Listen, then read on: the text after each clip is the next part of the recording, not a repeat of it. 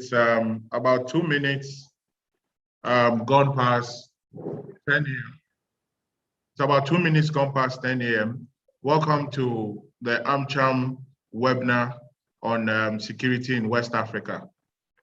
West Africa has been faced with a multitude of wide-ranging security challenges, persistent internal conflicts emphasized by structural weakness of governments, jihadist terrorism as a manifestation of the rise of radical Islam, and the presence of AQIM in the Sahel. The growth of organized crime, including drug and human trafficking, piracy, and others, is rising. According to the UN, West Africa is facing unprecedented political instability. This is largely due to a combination of rebellions, jihadist insurgency, coup d'etats, protest movements, and illegal trafficking of drugs, arms, and migrants. Between 2011 and 2019, the number of violent events jumped from 581 to 3,617. The number of associated fatalities surged to, rising from 3,361 recorded in 2011 to 11,911 in 2019.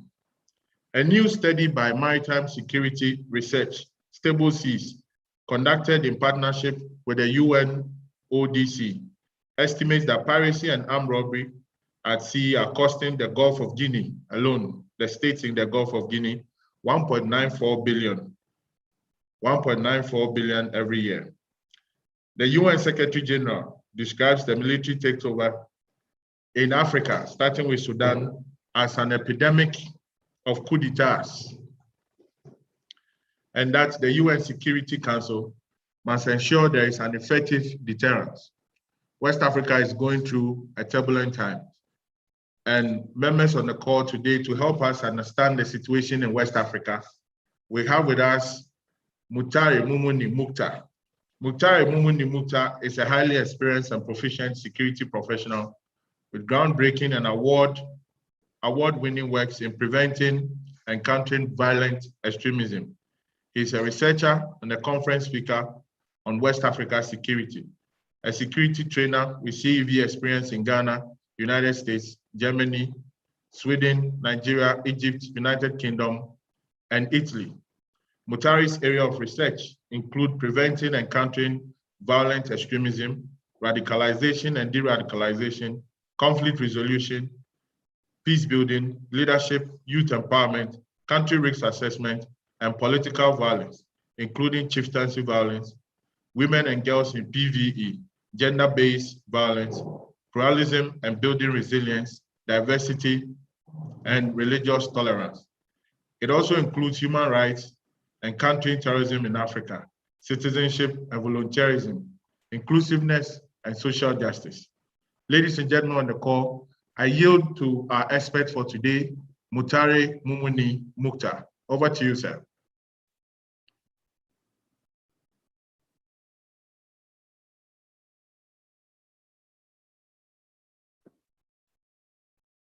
Hello, thank you very much, Mr. Maji, for this very, very impressive introduction.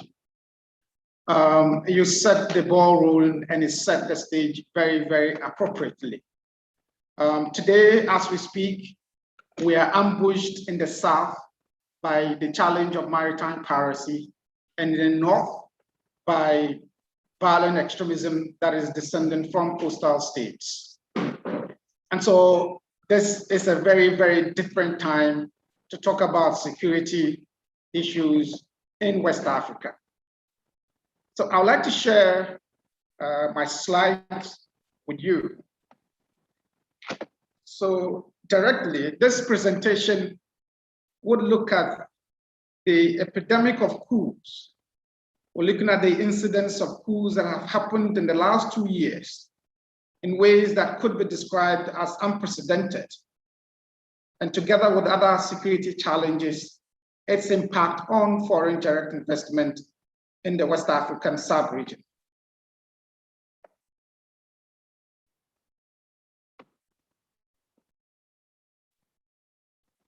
So we do some introduction, look at the profile of West Africa, the insecurity in the region, the impact on foreign direct investment, and the opportunities in the midst of insecurity in West Africa.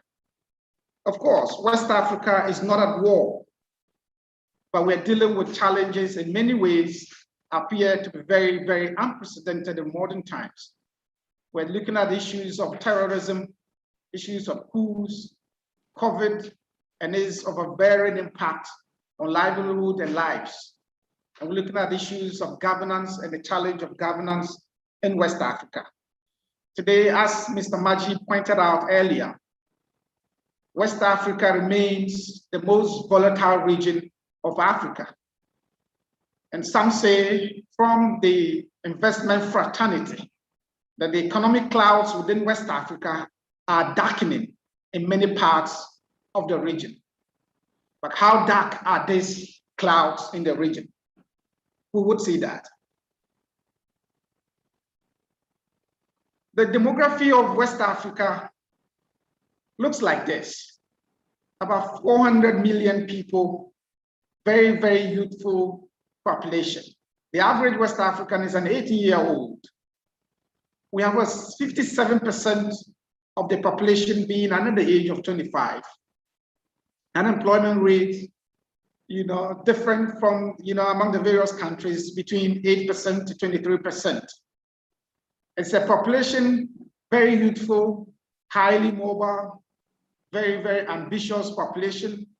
They are, adventurous with exaggerated expectations and aspirations. And yet, they are very limited in terms of capabilities. They are largely distrustful of the state. And so you would see, the conversations going on social space, social media space, and in-person conversations. Yet there are very, very limited economic opportunities for this very young population. West Africa is dealing with a challenge of violent extremism.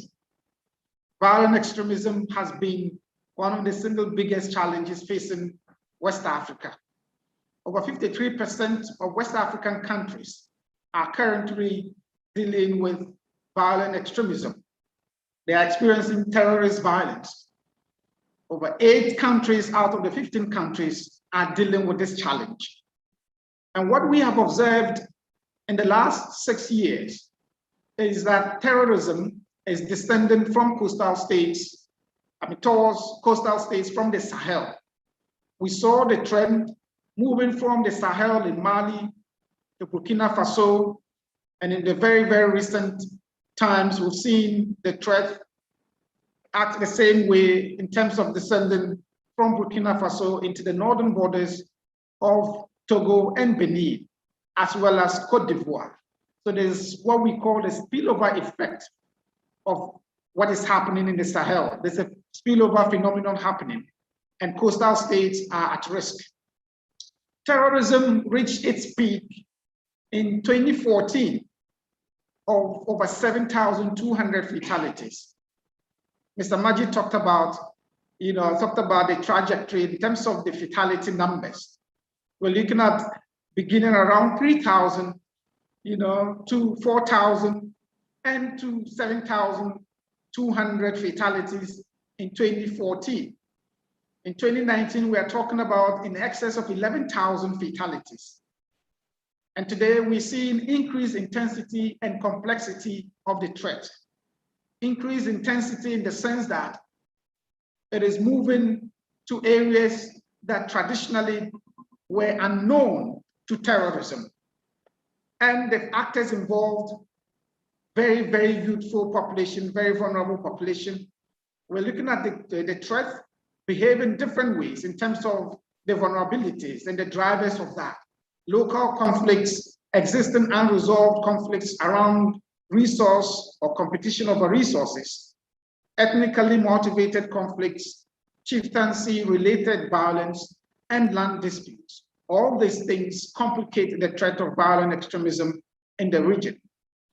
We've seen insecurity worsened by COVID and COVID-related measures.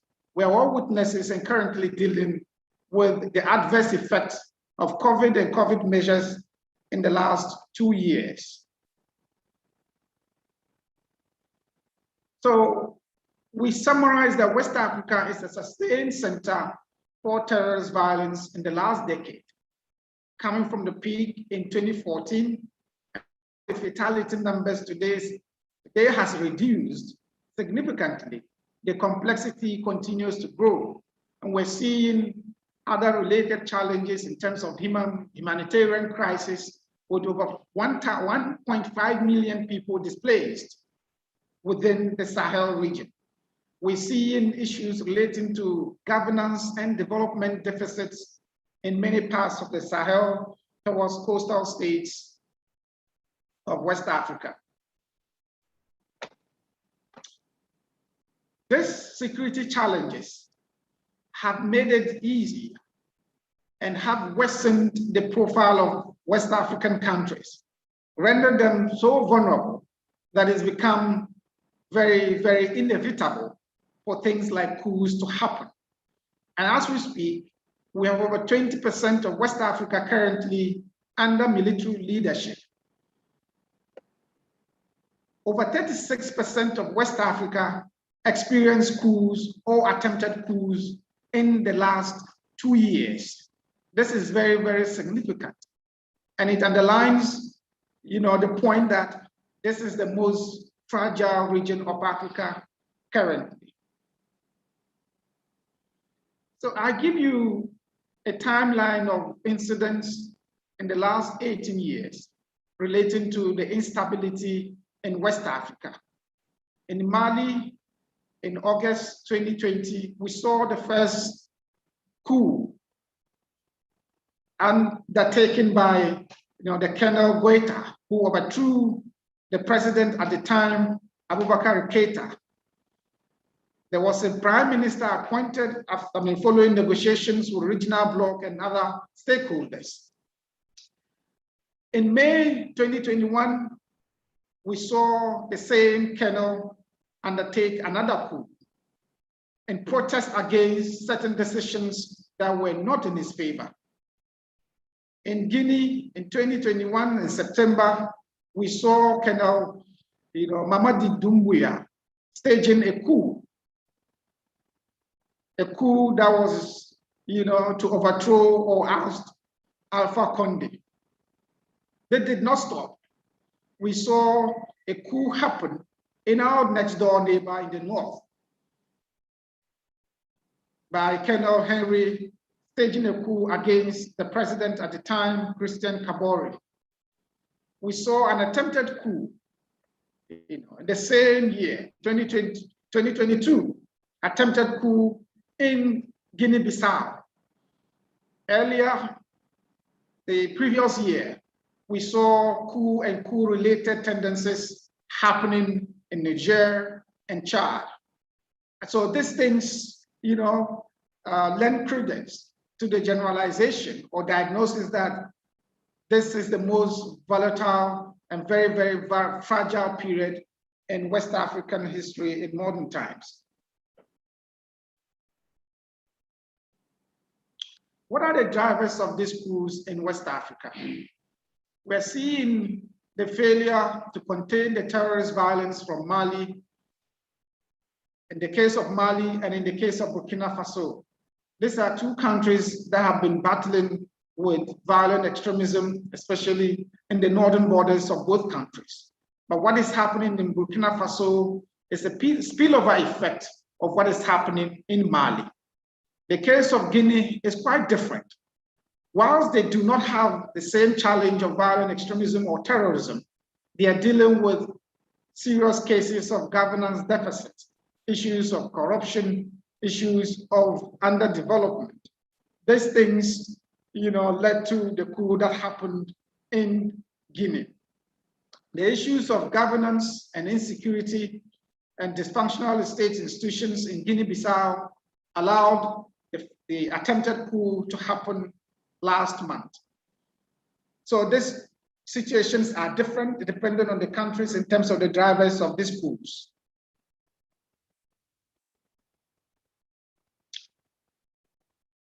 Beyond the coups, we are ambushed in the south, in the Gulf of Guinea, by piracy. Piracy in the last 5-6 years has been a huge source of insecurity in the Gulf of Guinea. People who are familiar with the threat of piracy would know that the Horn of Africa was the huge center for maritime piracy globally. But we're seeing the threat of piracy descending from the Horn of Africa to the Gulf of Guinea waters. And the Gulf of Guinea waters today remains one of the most dangerous places for piracy. Gulf of Guinea currently is one of the deadliest waters globally. Over 43% of all piracy incidents took place last year in the first quarter of 2021. And the statistics continue to project Gulf of Guinea as a deadly place for, maritime shipment. And the resultant effect is that you would have increased insurance premiums for people, businesses on the seas. There's increased insecurity. It will lead to escalation in security, commitment to security measures. You would need to invest more in security than before. And the effect is that it would reflect on local prices of commodities from these sources of transportation.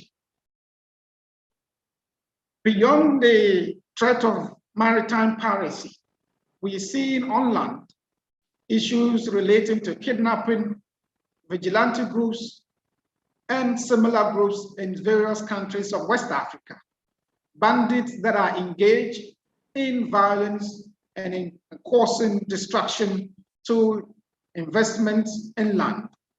We're seeing destruction and takeover of mining sites by groups, especially who identify with political parties. And this is a phenomenon that has been replicated in many parts of West Africa.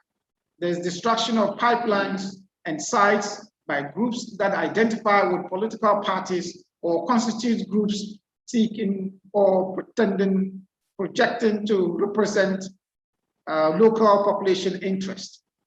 Kidnapping that is targeted at foreigners, individuals, and companies. It's also a huge phenomenon within the region.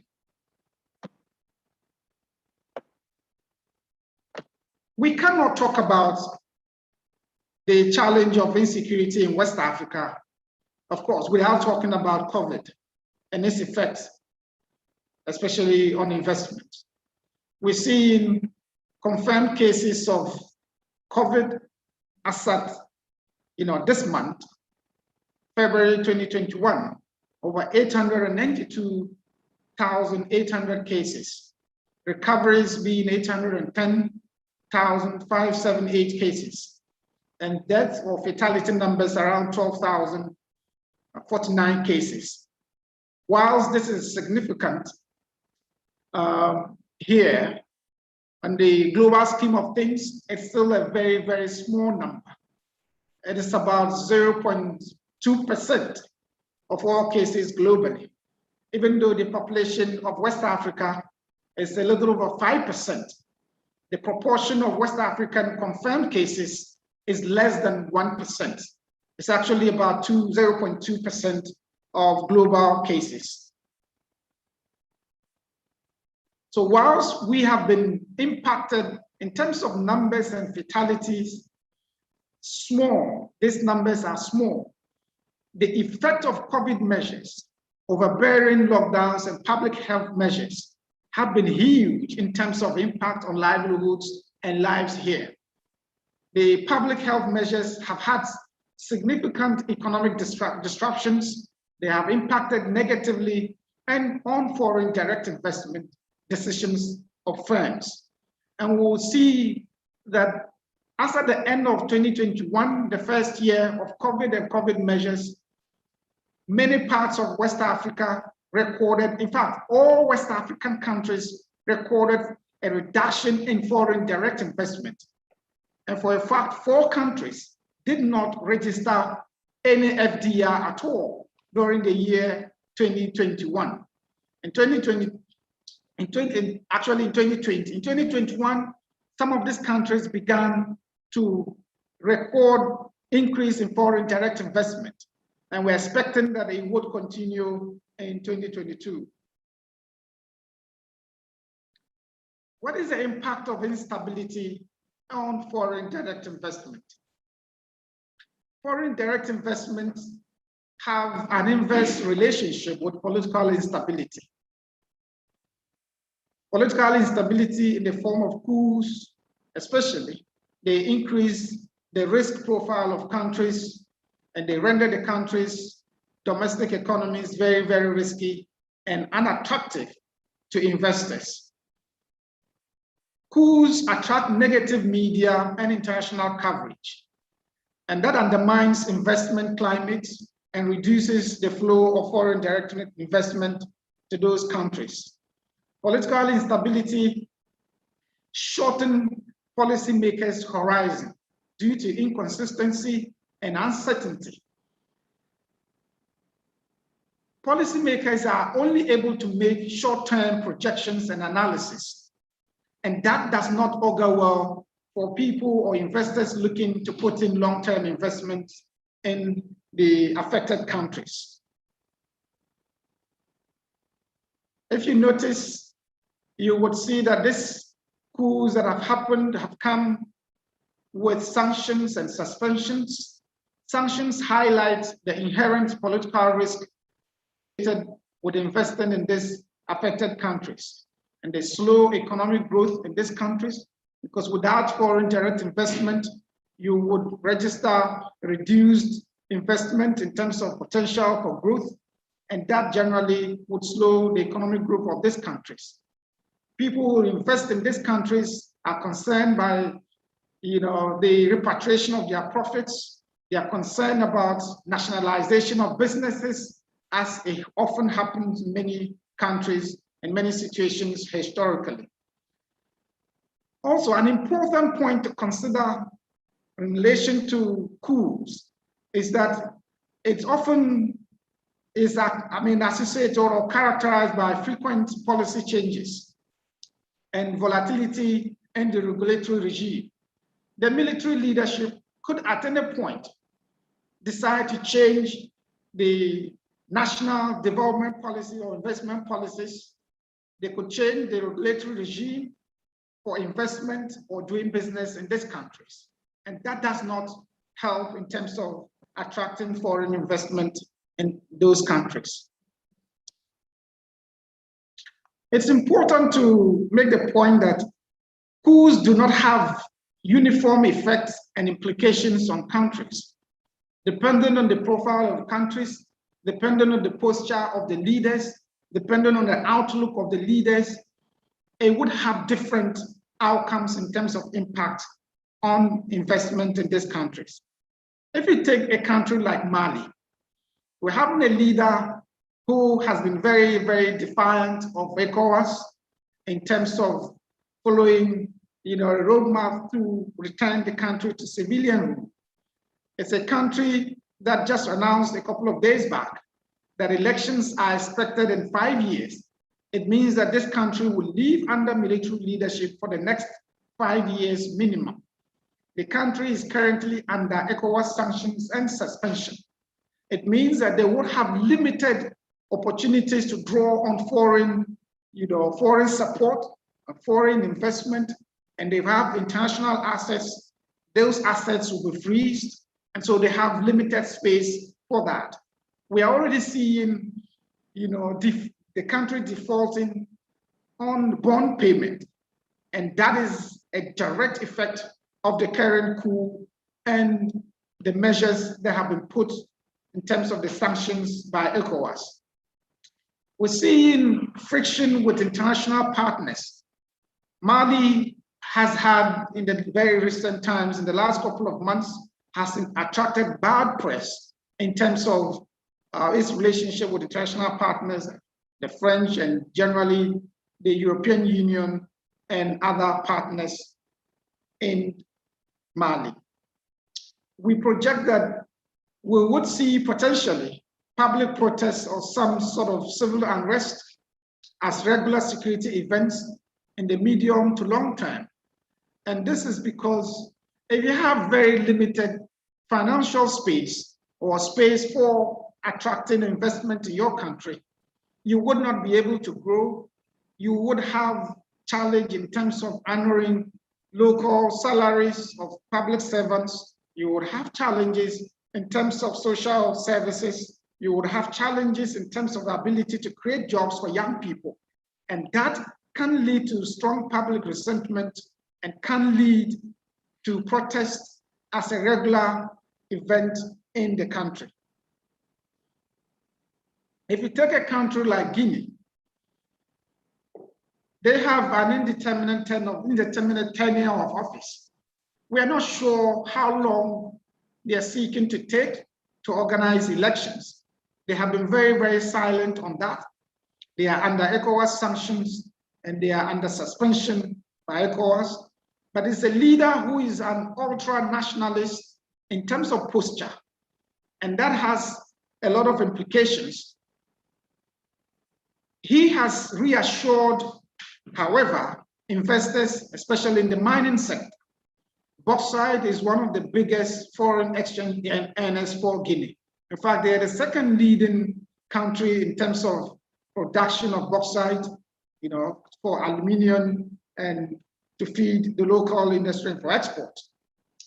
They are seeking to attract more investment into the economy, and the leader has projected that on many occasions in terms of his interactions with existing investors in the country. We also see, in spite of this, potentially positive posture, we are projecting that there could be protests in the short to medium term, public unrest in relation to their incapacity to honor local obligations. Burkina Faso is the latest or the most recent coup situation, our next door neighbor in the north. And this was precipitated by the challenge of terrorism from the north, the border with Mali. They have not declared how soon or how long it would take for the country to organize elections. So the leader, Colonel Damiba, is in charge. He's been sworn into office. It's under ECOWAS ECOWAS suspension. There's a potential for unrest as a regular security event in the country. But the leader has projected himself as a very cooperative leader, cooperative with regional bodies, and willing to restore constitutional order in the country. They are determined to attract investors. And you can see clearly there's a significant departure. Burkina Faso is not under the same sanctions list as the previous coup leaders. And it's largely because the coup leader in Burkina Faso has been very, very cooperative with ECOWAS and international partners in Burkina Faso. And so that has a positive slant to what is happening in Burkina Faso, especially in the context of attracting foreign direct investment into the country.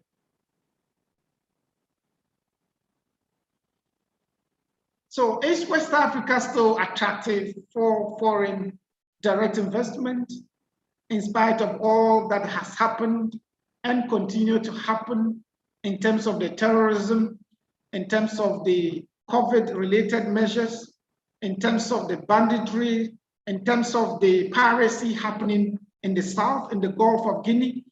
Is West Africa still attractive for foreign direct investment? Yes, we're seeing the region continuing to attract high foreign direct investment. The three countries leading this has been Nigeria, Ghana, Cote d'Ivoire. Nigeria attracted 1/10 of African foreign direct investment in 2020 in spite of terrorism and in spite of COVID and in spite of what is happening in the waters of the Gulf of Guinea. COVID measures have been a bigger impediment to foreign direct investment than terrorism or even coups. And I know we would come to this in terms of detailed explanation around that. For instance, all countries experience significant declines in foreign direct investment in the light of COVID-19 in 2020.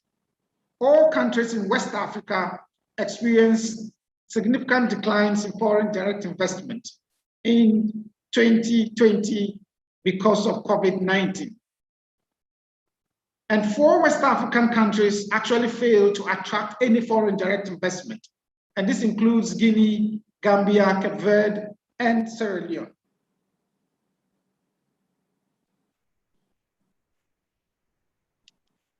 Most of the security challenges are not entirely new, apart from COVID, in terms of our response and in terms of how we deal with it.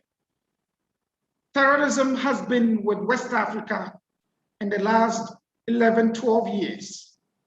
Local conflicts are pervasive security challenges in West Africa. Coups have been a regular feature since independence. And in fact, we've had over 200 coups as a continent since the 1950s. So these are regular security challenges that the continent faces, that the region of West Africa faces. Are we normalizing it? Have we normalized our response to it? Are we normalized life or doing business in the context of these security challenges? It is yes and it's no, and we will come to that. There is a significant appetite by leaders of West African leaders, for investors to help in bringing about development. As you can see, these coup leaders are projecting themselves as the right leaders to transform or develop their countries. What people should not forget or take note of is that coup leaders and civilian leaders have almost the same goal. The goal is to bring about transformation in the fortunes of the country. The reason for coups is the perceived incapacity of existing leaders to bring about the change or development that they were intended to bring about. So coup leaders see themselves as better alternatives for that. The difference is the approach in terms of how they do it. So when you have a coup leader take charge, coup leaders would often look at what can they do more in bringing about that development. And foreign direct investment has always been a feature of attracting investment to these countries. Of course, there are always challenges with nationalization of private organizations or entities. There are issues of repatriation of profits by foreign investors. There are issues of rearranging of agreement or rearrangement of contracts and all that. But as we see over the years, coups have not been able to completely deter foreign direct investment in the affected countries.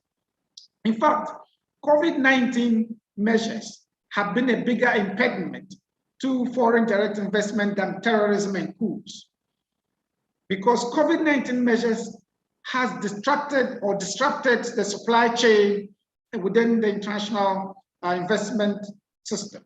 We're seeing the disruption in supplies between West Africa or Africa and Asia, between Africa and Europe, between Africa and the Americas, and among the various countries of Africa. And that has been a huge impact in terms of foreign direct investment in the region, as it has been in other regions.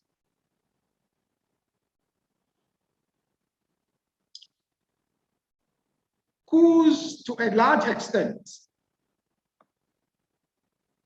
in spite of the pandemic and security challenges, many parts of the continent, including West Africa, they saw a significant increase in startup funding.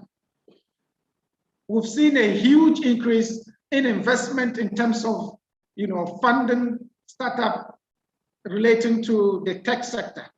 For instance, a year after the pandemic in 2021, more than 4.7 billion in venture funding with Nigerians taking the lead took place here in Africa.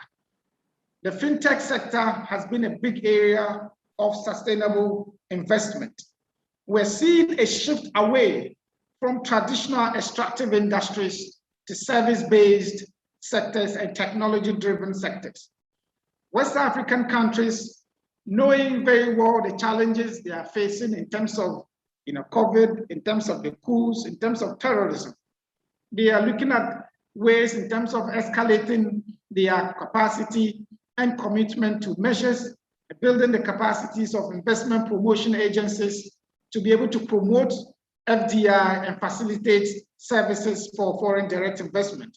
Like we see in Nigeria retooled their, the commission that is in charge of promoting foreign direct investment. Of course, it was set up in the 90s, but it's been retooled and, provided with innovative approaches.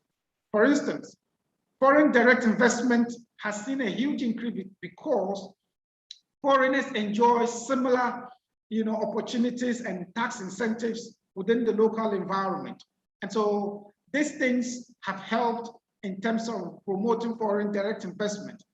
Governors at the local level have been empowered to promote their countries, promote their regions and their states to foreigners to be able to invest in those states directly.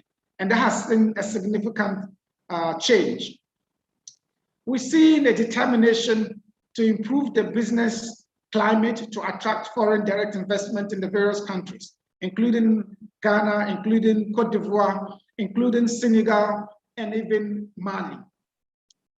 We saw the setting up of the Africa Continental Free Trade Area as it offers opportunity to harness regional trade links with potential to generate over 450 billion by 2035.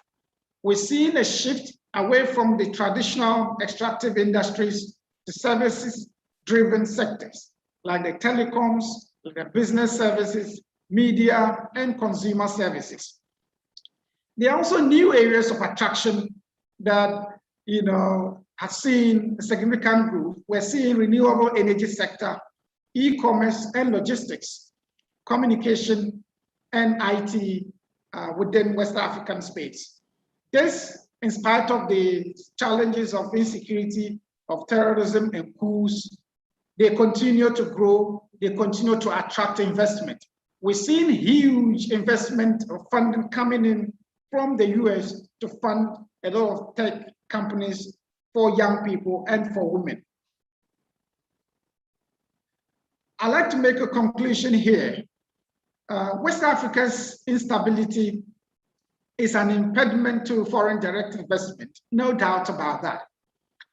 The coups, the terrorism, the piracy, and COVID-19 measures, they increase the risk profile of countries that are affected. However, the different countries and their inherent realities offer opportunities for investors. And so if you look at a country like Burkina Faso, it's a country that has experienced terrorism and is continuing to deal with terrorism in the north with with Mali. They have recently experienced coup, and yet the outlook for the country is different. The posture and the approach of the current leadership is different. They are looking to attract foreign direct investment. They are looking to work with regional partners and international partners to restore stability in the country and to attract more investment in the mining sectors and in the service sectors. This is a unique situation for investors who are looking to put in money in emerging economies like that. Of course, the immediate aftermath of coups may not serve as an attraction for foreign direct investment, but in the medium to long term, these are opportunities for people seeking to invest in emerging markets. COVID-19 and its measures have proven more inimical to foreign direct investment than terrorism and coups so far. So we've seen Nigeria battling with terrorism in the north and east for more than a decade. And yet, Nigeria is the single biggest recipient of foreign direct investment in the region. Coup leaders are influenced by need for validation to be able to work hard to attract foreign direct investment to ensure development. So they're obviously, welcoming investors, people who are looking to invest, especially capital-intensive sectors of the various countries. Investors, of course, take note that high risk often offers higher returns or higher margins for investment in the various countries. I think this is where I'll conclude the presentation, and we'll be seeking to answer questions, especially clarifications or details on any part of the presentation. My concluding remarks is that, yes, the sub-region is experiencing challenges of security and instability. We're seeing terrorism, we're seeing maritime piracy, and we're seeing COVID that has yet to go, and coups that may not end with just this three in West Africa. But at the same time, there are several, positive spots for investment. And investors looking to invest in emerging markets can take advantage of that, bearing in mind the unique differences in terms of opportunities the various countries offer. Thank you. All right, thank you very much to our presenter, Mukhtar Mumuni Mukhtar. That's excellent. It's a good presentation on the security issues happening in West Africa. Just a few questions for you. So you spoke about the rising coup d'etat situations in West Africa. West Africa was moving towards some form of stable democratization of the states, the various states within the sub-region. What, in your estimation, would be, and I know you've spoken about coup d'etats and investors not being sure, but you also raised the issue of some investors showing up in the extractive industry especially. What do you think would be the role of local businesses, the role of individuals, youth groups, religious bodies in safeguarding the democratic principles and structures within these countries to make sure that rather than working to make it decline, we can work to build on these democratic structures to make West Africa attractive? I think that would be my question for now. And then we'll go back to the chat and see if there are some questions that I can ask you. So if you can answer that, I'll just look at the chat and get back to you quickly. Sure. What we're seeing, thank you very much for this question. What we're seeing in West Africa in terms of the instability and the coups is a direct reflection of the frustrations of the society, frustrations regarding the incapacity or inability of existing leadership structures to offer the development that they were meant to bring about. We've seen in many of these countries, in fact, all these three countries that have experienced coups, Mali, Mali, Burkina Faso, and Guinea, they all rank bottom, 15 bottom countries in the Human Development Index. And so these countries have challenges of governance, the challenges of development in the various countries. And so it leaves room for certain vulnerabilities relating to governance. So there are places, many parts of the continent and the region we call ungoverned spaces, where the state is absent because the development doesn't reach these parts of the regions. We see because of limited resources or incapacity to generate enough resources to ensure development, we see issues relating to marginalization. We're seeing issues relating to, young people normalizing criminality, drugs, and a pervasive culture of impunity. We're seeing reduced sense of accountability. And so we don't have enough accountability systems in the various countries to be able to hold leaders accountable to the people. So if we are looking to play roles in terms of ensuring stability, individuals can play a role by ensuring accountability, holding our leaders accountable, even from the very, very basic levels of society up towards, to the top. We're looking at how young people can volunteer in terms of building a culture of citizenship. Because if you believe in your state, you believe in your nation, you would be ready and willing to contribute positively to these countries. Institutions of governance, including civil society, have a huge, huge role to play in terms of instituting a culture of stable governance. Ghana is credited in many ways for its peace and stability, largely with a huge role of civil society, active participation of civil society, a strong media, and accountable media and civil society that hold leaders accountable. We would want to see these same things happen in the various countries that are struggling in terms of leadership. So individuals have a role to play, civil society have a role to play, investors have a role to play. Investors, beyond just investing in huge capital intensive projects like the mining sectors, the extractive industries, and infrastructure, roads, and similar projects. Investors should be interested in the youth of these countries. Investments that have huge impact on a larger scale on the potential of the youth to contribute positively to society. And that is why it is very positive to talk about the fintech sector. And the tech sector is largely by young people and women. Women and young people dominate this sector. So if we scale up investment in technology, the fintech sector, services-driven sector, we would be doing a lot in terms of making young people participate positively in development and leadership in our countries. Great. So there's another question from Maxwell, and I'm just quoting him directly. He said, you mentioned about West Africa being the most unstable in Africa, given the number of military coups. Could it be that the reason for this is the difference in social tolerance to oppression and undemocratic actions of their leaders?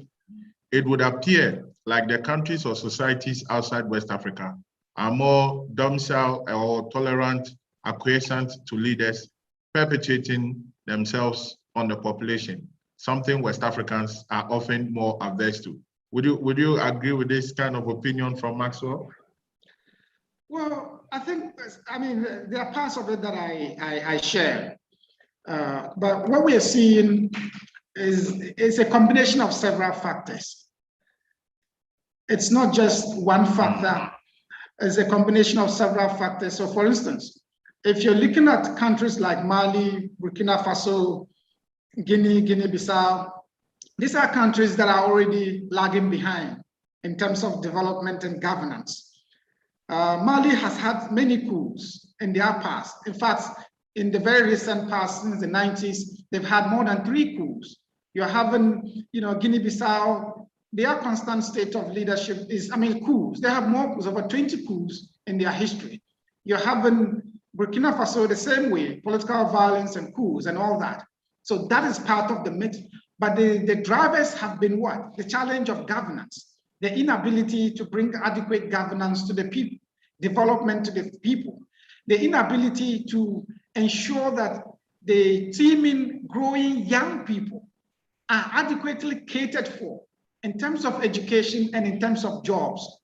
The average West African is a teenager of 18 years. These people occupy a central stage in terms of demography, but in terms of participation in the economy, they occupy a very, very small space. That has to be accounted for. That has to be featured in the development scheme of things. Yet, the leadership in the various countries are just a little over 20% of the population. Older population, they lead the younger population. We need to look at these dynamics to be able to ensure the sustainability in terms of development. Beyond that, there are existing unresolved conflicts around resource competition. Farmer-herder conflicts in the region is a huge thing. We're looking at resource competition over resources for water and for livelihood. We're looking at ethnic and chieftaincy conflicts, which are very common to nearly all the West African countries. Prolonged unresolved conflicts over a long period, some of them dating back to the era of independence in the 60s and 50s. And yet they are unresolved. So they make up the mix of things we're looking at. But on another level, young people in this part are very, very ambitious, highly expectant of their leaders. They have exaggerated expectations of the leadership in place, because the leadership in place is not tooled to meet the expectations of young people. And you can see it manifest on social media. Social media would give a manifestation of the aspirations and expectations of young people, which the current leadership is incapable of meeting. And so you would have this sort of friction going on. And those things can lead to frustration, can lead to resentment in a manner that is violent and creates room or conditions for coups to happen. Great. Thank you. So I would add just two more questions. And then I believe if there's none, we'll just run up. Excellent presentation so far from you. We really appreciate your time and the knowledge that you've shared with us. The UN Secretary General, Antonio Guterres, spoke about epidemic of coups and was actually calling on the UN Security Council to show that there is an effective deterrent. As an expert, in your opinion, what do you think would be some of the carrot and stick approach or the deterrence items or structures that will be used, that can be used by the UN Security Council, international bodies, and possibly big international companies that can lobby their governments to bring to bear the importance of avoiding coups and running effective governments in West Africa? That's just one question, if you could note it down. Then the last one has to do with Nigeria. Nigeria is a big player within the West Africa sub-region, the biggest economy, the largest population. They go into elections next year. What are the projections for security issues that businesses should consider between now and the elections time? Over to you, sir. Thank you. Thank you very much for this question. And of course, we've been very concerned about the posture of regional blocs like ECOWAS, the AU, and the United Nations General Assembly in terms of dealing with these two situations. Of course, the immediate and predictable response to the coup situation have always been condemnations, sanctions, and suspensions. And unfortunately, these suspensions and deterrent measures have proven less deterrent. We have seen that happen with Mali. Mali has been largely defiant of ECOWAS and the AU and all the measures that have been put up against them. The same way for the coup leadership in Guinea. And we have been very critical of ECOWAS, have been very critical of the AU and the UN Security Council in terms of how they deal with these situations. First of all, coups are driven by realities on the ground. And that is why you have failed coups and you have successful coups. But even failed coups, they are informed by the realities on the ground. So the drivers and factors that lead to situations that make coups or attempted coups to happen are the things we first of all need to tackle. We need to be able to do more in terms of governance, in terms of development, and in terms of accountable leadership. In West Africa, do we have an index that speaks to the quality of governance in the sense that over a period of time or periodically, this index will point to us which countries are doing good, which countries are not doing good, which countries are vulnerable to instability, and what can we do to prevent that before they happen. Preemptive measures. We do not have that over the years. So we need to be able to work on the drivers that make coups possible to happen, to avoid coups from happening. But when they happen, what can we do? We often say that, security events or incidents are less important than our reactions to them. What happens is not the most important thing because some things are unavoidable. But when they happen, how do you deal with them? That tells you your level of preparedness and capacity and resilience or appropriateness in terms of response. So we're seeing this supposed deterrent measures of suspensions and sanctions that have proven less deterrent. And even as ECOWAS and AU impose sanctions on Mali, it should have deterred other countries not to attempt having coups. And yet they did, not just one and not just two. Countries, leadership in the various countries, experience coups. It tells you that those deterrent measures don't work. What we need to do is to be able to work with them to transition the countries back to civilian rule. And I can see a different posture or a review of these deterrent measures as they have been ineffective in the case of Burkina Faso. As I said earlier, Burkina Faso is not under the same sanctions regime. It's not under the same sanctions list as Mali and Guinea. And largely, I believe, is because of the criticisms of ECOWAS's measures against the previous two, and at the same time, the gesture and posture of the leader in Burkina Faso. They are working with ECOWAS how to help transition the country back to civilian rule.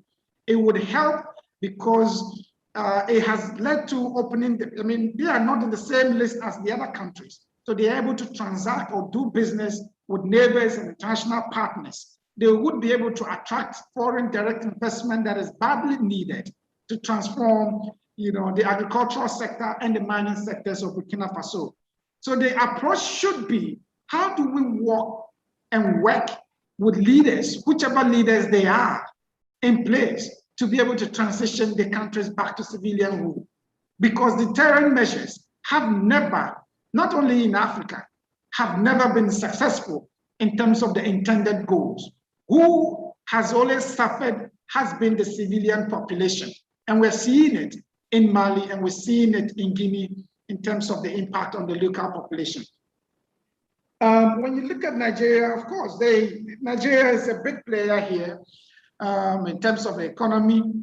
Nigeria is huge. It's about 500, billion in terms of GDP. The gap between Nigeria and other countries are huge. In West Africa, they are huge in terms of population. It is the biggest democracy if they get things right. And so everybody is concerned, the stakes are high. And security, we always say that you cannot fix the security or the economy of West Africa without fixing Nigeria. And it's so true in many ways. And so as Nigeria prepares for elections, the stakes will be high. The interest in terms of how they get it done would be very, very, very high. We saw the last elections and the previous ones largely far better than the previous ones.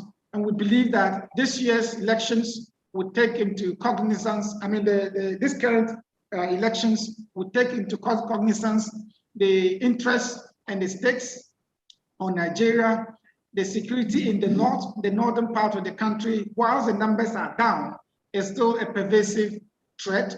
And we see young people calling for different ways of doing things. We see young people asking for electoral reforms, reforms that reflect transparency, that reflect accountability, that reflect inclusiveness. These things would continue to shape the discourse and preparation of Nigeria's elections until election day. And we expect that more and more young people would continue to participate in calling for accountable leadership, accountability in terms of the processes and in terms of leadership in Nigeria. I'm not sure whether there's something specific I was supposed to speak to in terms of the second question, but this is what my take on it is generally. No, thank you. My question was, what should businesses look out for? I mean, Nigeria being the biggest economy, heading towards an election next year, obviously having some kind of security challenges in the north. So what should businesses look out for? That was the question. Okay. So the big areas in terms of the economy in Nigeria, Nigeria is still largely reliant on oil. And so, but the oil sector, of course, has its own challenges in terms of, issues of security, insecurity in the east. We're talking about the River State area. I mean, I had a chance to work in this part some years back. Bandits and rebel actions, activities against pipelines that are laid onshore. This is a big area in terms of investment, but the single biggest area of attraction in Nigeria for investors is the technology area, the fintech, e-commerce, and technology-driven services. This is a huge area of investment and a huge talent pool of young people who are looking for opportunities to participate in the economy. And we have seen a growing number of American investors putting in money in Nigeria in terms of this sector, the technology sector. And so investors would be interested in looking at that space. There's a sense that Nigeria, Lagos in particular, has taken over Nairobi and South Africa as the investment hub for tech investment city for Africa in terms of tech investment. So Nigeria is big when it comes to technology-driven services and investment. You'll be looking at, the agricultural sector too. The oil and gas sector seem to have enveloped, people's perspectives in terms of areas to invest. The agri sector is still an attractive sector of investment. And you see Nigeria putting measures in the last couple of years, trying to protect the agri sector and trying to stimulate growth in the sector by banning the importation of certain, goods like rice and other cereals and grains. And that has spurred growth in that sector in Nigeria. Look at the issues relating to banking sector. It's still a huge sector, services, banking services, and banking related services sector. It's still a big area of interest in terms of growth in Nigeria, and investors could be looking or should be looking at that sector also. Great. All right. So thank you. Thank you, Muktaru Mumuni Mukhtar, the Executive Director at the West Africa Center for Counterterrorism. You have indeed demonstrated knowledge on the subject. We remain very grateful to you for joining us this morning to share your knowledge and experience within West Africa and what businesses can do to better understand the region whilst they invest. Before I run up, I would also like my audience on the call to know that he has special reports which is produced for businesses. So if you are interested in country risk reports or investment risk reports, Muktaru Mumuni Mukhtar, the Executive Director at West Africa Center for Counterterrorism, would be very much on hand to help you. And for those of you that are AmCham members, we are hoping to see you tomorrow at the Black History Month celebration at Webster University. We're also hoping to see you on the 1st of March to discuss the Pricewaterhouse Global CEOs report. And also on the 8th to look at the Africa Continental Free Trade Area for international businesses. And for members who are yet to complete the survey on US investment in Ghana, we are doing it in collaboration with our colleagues in Nigeria, in Senegal, and in Cote d'Ivoire. So we'll be looking at US investment in West Africa from the private sector. please do well to complete that survey for us. Mr. Mutaru Mumuni Mukta, we remain very grateful to you and your team. We thank you this morning for joining us, and we will see you all on the next AmCham Thought Leadership webinar as we work hard to promote trade and investment between Ghana and the United States. You're welcome. God bless you, and we'll see you at the next event. Thank you very much.